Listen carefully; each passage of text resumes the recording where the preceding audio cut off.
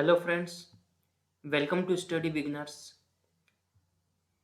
Friends, आज की video में हम बात करेंगे कि भारतीय संविधान की क्या विशेषताएं हैं, जो फीचर्स हैं, क्या की फीचर्स हैं इंडियन कॉन्स्टिट्यूशन के। तो फ्रेंड्स, इससे पहले कि हम आगे बढ़ें, अगर आपने मेरे चैनल्स को सब्सक्राइब नहीं किया है तो आप सब्सक्राइब कर दीजिए। साथ ही चैनल को शेयर और लाइक भी कीजिए अगर आप वीडियो आपके लिए इम्पोर्टेंट है।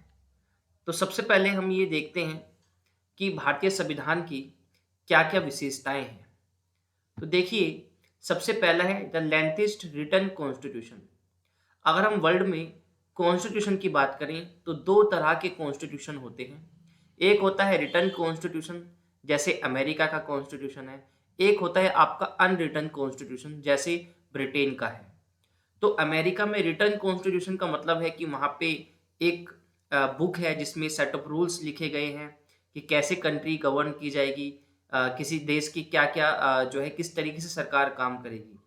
उसी तरीके से हम ब्रिटेन के पास ऐसा कोई एक सेट ऑफ रूल नहीं है जो समय-समय पे चार्टर वगैरह आते रहे हैं, जो समय-समय पे जो है जिस तरीके से एक्ट वगैरह आते रहे, उसी को संविधान के रूप में जो है वो काम के रूप में उसका इस्तेमाल करते हैं। तो वहाँ पे कोई एक किताब नहीं है, कोई एक सेट ऑफ रूल्स बुक नहीं है जिसको हम संविधान बोल सकें। इसलिए ब्रिटेन में जो संविधान है, वो अलिखित संविधान या अनरिटन कॉन्स्टिट्यूशन है।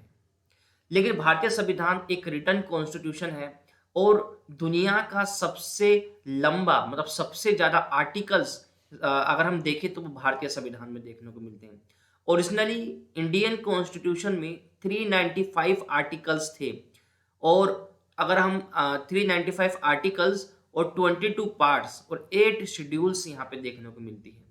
बाकी किसी भी संविधान में हमें इतने ज़्यादा आर्टिकल्स, पार्ट्स देखने को नहीं मिलते हैं। अमेरिका के संविधान में सिर्फ 7 आर्टिकल्स हैं। ऑस्ट्रेलिया के संविधान में सिर्फ 128 आर्टिकल्स हैं और कनाडा के संविधान में सिर्फ 167 आर्टिकल्स हैं। तो हम आर्टिकल्स या हम लेंथेस्ट कॉन्स्टिट्यूशन की बात करते हैं तो वो इंडियन कॉन्स्टिट्यूशन है, जिसके बराबर आज तक हम देखते हैं कि विश्व में कोई भी दूसरा संविधान जो है नहीं लिखा गया है।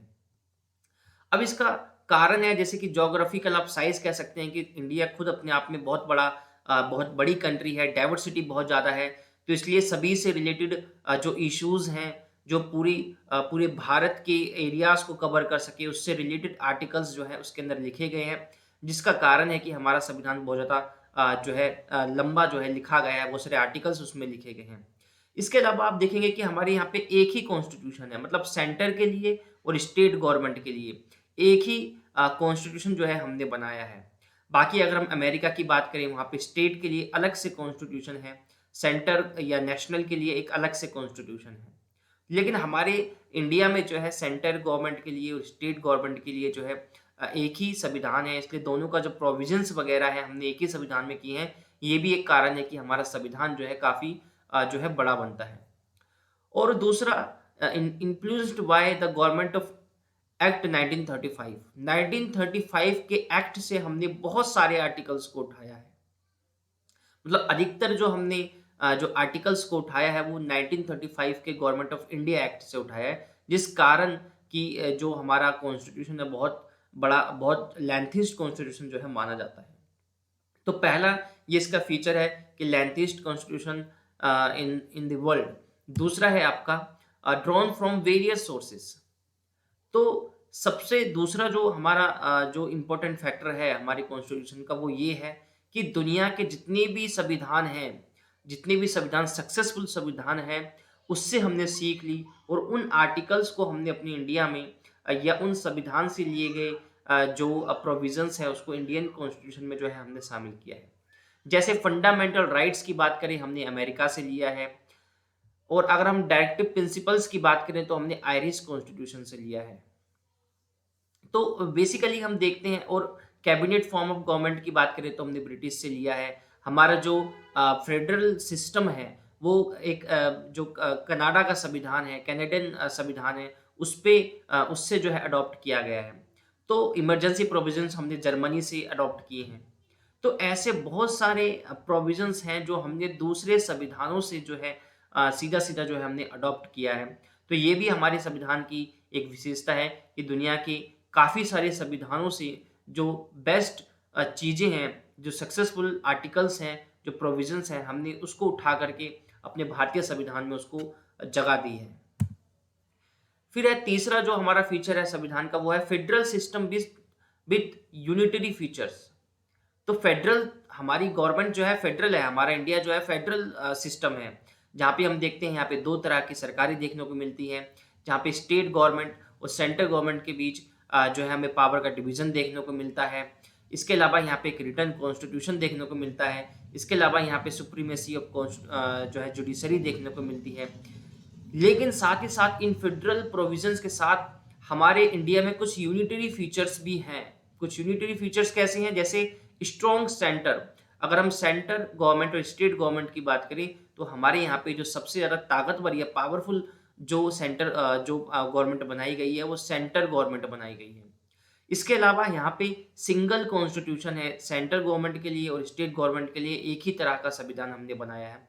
जबकि यूएसए में देखें या ऑस्ट्रेलिया में देखें, स्टेट के लिए और सेंटर के लिए जो है अलग-अलग जो है हमने उनमें जो है कॉन्स्टिट्यूशन जो है बनाए गए हैं। इसके अलावा हमारे यहाँ पे सिंगल सिटीजनशिप है, flexibility of the constitution, integrated judiciary हमें देखने को मिलती है। सारे पॉइंट हम अगले उसमें डिस्कस करने वाले हैं। इसमें आपको ये जानना है कि फेडरल सिस्टम के साथ-साथ हमारे यहाँ पे कुछ यूनिटरी फीचर्स भी हैं। हालाँकि जब हमारे यहाँ पे जो इमरजेंसी वगैरह जब लगाई जाती है, तो आप देखते हैं हमारा जो पूरा सिस्टम है फेडरल सिस्टम से चेंज होकर के एक यूनिटरी फॉर्म ऑफ गवर्नमेंट में जो है चेंज हो जाता है, यूनिटरी फॉर्म ऑफ सिस्टम में जो है चेंज हो जाता है। तो ये हमारे संविधान की तीसरी विशेषता है। इसके बाद आते हैं बोथ फ्लेक्सिबल एंड रिजिड। तो हमारे संविधान में दोनों ही फीचर्स जो है देखने को मिलते हैं। कुछ प्रोविजंस काफ़ी इजीली ऑर्डिनरी लॉ से जो है चेंज हो जाते हैं, जबकि कुछ प्रोविजंस ऐसे हैं जिसमें हमें जो कि आर्टिकल 368 में जो है मेंशन किया गया है, दो तरह से हम जो है अमेंडमेंट कर सकते हैं अपने कॉन्स्टिट्यूशन में। जैसे पहला है स्पेशल मेजॉरिटी। स्पेशल मेजॉरिटी में जो सदस्य सदन में मौजूद है वोटिंग वाले दिन और जो वोटिंग कर रहे हैं उसका 2/3 हमें चाहिए और टोटल हाउस का हमें क्या चाहिए, जो है मेजॉरिटी चाहिए। टोटल हाउस की मेजॉरिटी हमें चाहिए और जो वोटिंग के समय जो हाउस में प्रेजेंट हैं और जो वोट कर रहे हैं उसका 2/3 हमारे पास होना चाहिए। और दूसरे तरीके से जो हम अमेंडमेंट करते हैं वो है आपका स्पेशल मेजॉरिटी। जो ऊपर वाला प्रोविजंस है ये तो है ही है, साथ में आधे से अधिक राज्यों ने जो है उसको क्या किया गया हो, उसको जो है पास किया गया हो या उसको जो है रेक्टिफाइड किया गया हो। तो इस तरीके से हम संविधान में देखते हैं कि कुछ लॉज जो है ऑर्डिनरी लॉ से सिंपली पास हो जाते हैं, जबकि कुछ जो प्रोविजंस है उसको चेंज करने के लिए या अमेंड करने के लिए हमने एक रिजिड या कठोर व्यवस्था अपनाई है। तो हमारा संविधान लचीला भी है और कठोर भी है, फ्लेक्सिबल भी है और रिजिड भी है। इसके बाद जो फीचर्स आता है वो है इंटीग्रेटेड एंड इंडिपेंडेंट जुडिशरी। तो देखिए फेडरल सिस्टम का बेसिकली एक जो है की फीचर होता है वो है इंडिपेंडेंट जुडिशरी। तो इंडिया में इंडिपेंडेंट जुडिशरी तो है ही, साथ ही इंटीग्रेटेड जुडिशरी है। देखिए यूएसए की बात करें तो यूएसए में एक फेडरल जुडिशरी होती है जो सेंट्रल गवर्नमेंट के लिए काम करती है, एक स्टेट जुडिशरी होती है जो अपनी अपनी स्टेट की जो जुडिशरी है वो उसके लिए काम करती है। लेकिन इंडिया में हम देखते हैं एक इंटीग्रेटेड हायरार्की एक जुडिशरी सिस्टम की हमने देखी हुई है। सबसे ऊपर हमारा सुप्रीम कोर्ट रहता है, उसके नीचे हमारा जो है हाई कोर्ट रहता है, उसके नीचे अभी ये कुछ टाइपिंग एरर है इसमें, जैसे उसके नीचे हमारा क्या रहेगा, हाई कोर्ट रहेगा, ठीक है। उसके नीचे क्या रहेगा हमारा, हाई कोर्ट, ठीक है। तो उसको उसके नीचे क्या रहेगा हमारा, उसके नीचे रहेगा हमारा जैसे कि आप देखेंगे उसके नीचे हमारा सबऑर्डिनेट कोर्ट, ठीक है। ये हाई कोर्ट है आपका, ये मैंने गलती से लिख दिया है, तो यहाँ पे लिखने में थोड़ा प्रॉब्लम होती है इसमें। तो इंडिया में हम देखें तो हमारा जो सिस्टम है बेसिकली क्या है, वो सिस्टम है हमारा बेसिकली एक तरीके से इंटीग्रेटेड सिस्टम है। मतलब एक हायरार्की हमने बनाई हुई है कि सबसे पहले सुप्रीम कोर्ट, सबसे ऊपर जो है सुप्रीम कोर्ट आएगा, उसके नीचे हाई कोर्ट आएगा, फिर उसके नीचे जो है हमारे सबऑर्डिनेट जो है कोर्ट वगैरह जो है हमारे यहाँ पे आते हैं। तो इस तरीके से आपको कुछ जो है देखना होगा कि जो आपके सबऑर्डिनेट कोर्ट्स हैं वो बेसिकली आपके डिस्ट्रिक्ट लेवल पे जो है काम करते हैं। उसके बाद हमारे हाई कोर्ट जो स्टेट लेवल पे काम करता है, और पूरे इंडिया का जो सुप्रीम कोर्ट है वो जो है न्यू दिल्ली में जो है हम देखते हैं सिचुएटेड है। और जहाँ पे जो है हाई कोर्ट से या निचली अदालतों से सीधे अपील जो है हम सुप्रीम कोर्ट में भी कर सकते हैं। कुछ ऐसे मुद्दे होते हैं जिसकी सीधी अपील जो है हम जो है सुप्रीम कोर्ट में कर सकते हैं। तो इंटीग्रेटेड जुडिशरी है हमारे यहाँ पे, स्टेट गवर्नमेंट के लिए या सेंट्रल गवर्नमेंट के लिए अलग-अलग जुडिशरी नहीं है। एक ही जुडिशरी सिस्टम है जो कि एक हायरार्किकल रूप से जो है काम करता है। उसके बाद है जैसे फंडामेंटल राइट्स की बात करें, हमारे कॉन्स्टिट्यूशन में फंडामेंटल राइट्स को जो है क्या किया गया है, जो है जगह दी गई है। जैसे हमारे फंडामेंटल राइट्स कॉन्स्टिट्यूशन के पार्ट 3 आर्टिकल 12 से 35 के बीच में है। ठीक है, काफ़ी लंबा जो है हम देखते हैं कि इसमें प्रोविजंस जो है किए गए हैं। और ये जो फंडामेंटल राइट्स है हमने अमेरिका के कॉन्स्टिट्यूशन से लिए हैं, यूएसए के कॉन्स्टिट्यूशन से लिए हैं। इसको हम भारत का मैग्ना कार्टा भी कहते हैं, मैग्ना कार्टा ऑफ इंडिया के नाम से भी जाना जाता है कि किसी सिटीजन्स के बेसिकली क्या राइट्स हैं। और ये राइट्स इसलिए दिए जाते हैं क्योंकि ये फंडामेंटल है, जो व्यक्ति की रक्षा जो है स्टेट के मनमाने कानूनों से जो है करती है। इसके बाद है हमारी सिंगल सिटीजनशिप। जैसे मैंने आपको बता दिया है कि हमारे यहाँ पे एक सिंगल सिटीजनशिप दी जाती है, जो कि क्या है, इंडियन सिटीजनशिप हम देख सकते हैं।